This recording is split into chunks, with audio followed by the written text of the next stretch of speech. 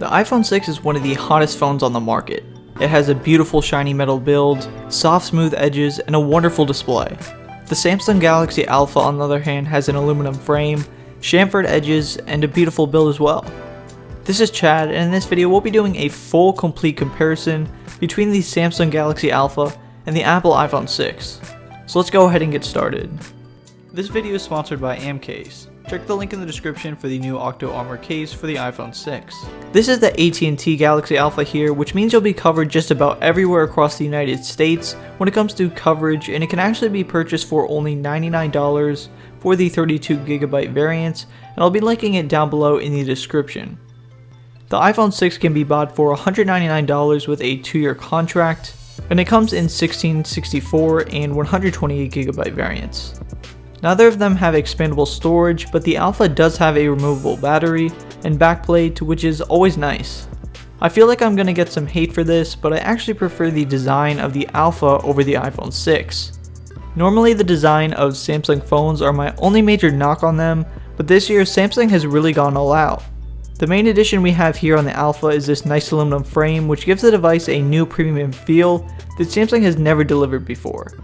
Because of the inclusion of the chamfered edges and ultra-thin profile, it honestly improves the feel of the device exponentially. All of that combined with this moderately sized 4.7-inch display makes the Samsung Galaxy Alpha an attractive option for anyone that doesn't want a gorilla-sized phone. And the size of the device makes the Alpha very comfortable to use in one hand, and it's actually practically identical in size to the iPhone 6. Apple, on the other hand, has kept the metal backing, but this year it has smooth curves going around the edges, which makes it much slicker than last year's iPhone 5S. For me, I have to use a case on the iPhone 6, and it really sucks because a case shouldn't be necessary on any phone. This iPhone 6 is just so incredibly slippery that I need one. I mean, there's no doubt the phone is premium, but aesthetically speaking, I really dislike the design. It definitely looks worse on the gold model. I've noticed that the space gray and silver ones look good, but I just don't get it. Apple has outlined the top and bottom of the back of the device with these ugly looking antennas that just don't blend well with the phone. And as far as the speakers go, both the Alpha and iPhone 6 suffer from poor speaker quality.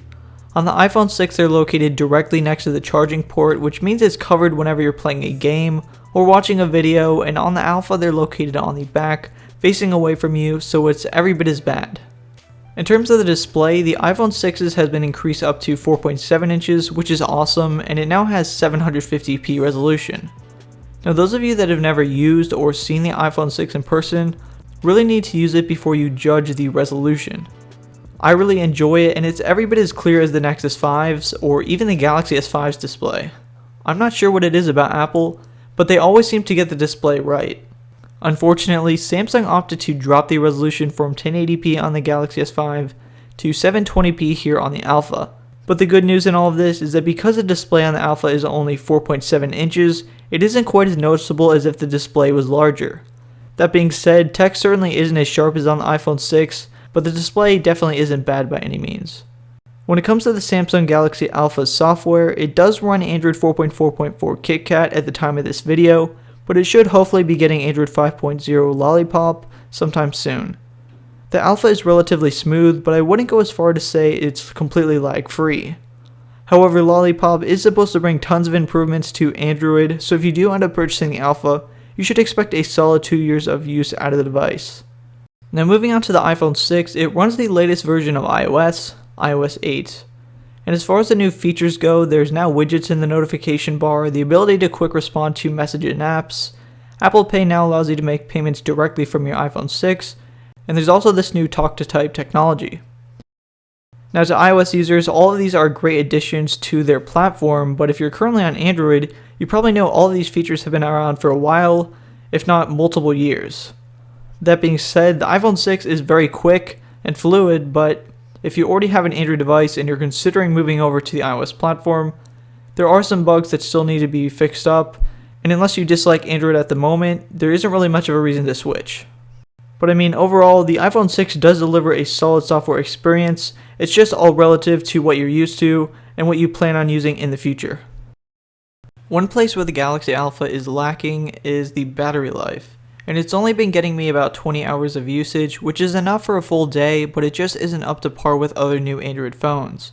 It features a small 1860 mAh battery that can be replaced, so that is nice. If you do decide to purchase the Alpha, you can buy a couple extra batteries just in case you start to run low on juice. Now the iPhone 6 on the other hand boasts a non-removable, smaller 1810 mAh battery that will last you through a full day.